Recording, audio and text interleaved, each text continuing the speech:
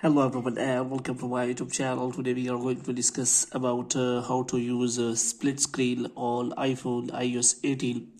So basically if you want to use split screen, then that option is only available in iPad OS.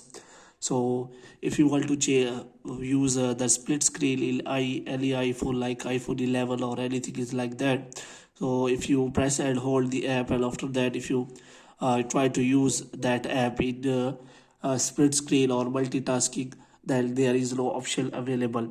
So if you want to use that, so how you can use that split screen on iPhone iOS 18? For this, what you have to do, you have simply watch this video completely. So without wasting any time, let's start the video.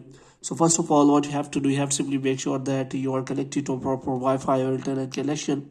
And after that, what you have to do, you have to simply go to settings, and after that you have to go to general, and you have to simply click on software update.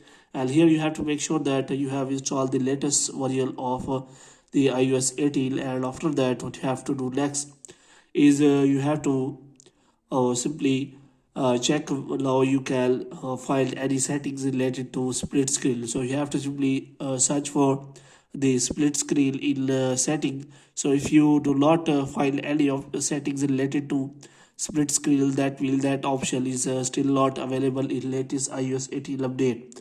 So basically that option is not available, but there are many apps available in App Store which allow you to use the split screen in their settings. So here you have to simply search for that app. So here you have to simply search for split screen. So you can find many apps. So one of the apps is split screen dual window. So here if you open that app, then you can simply find the app is available. So you can simply use that app with the two windows at the same time, and you can use multitasking in that app available.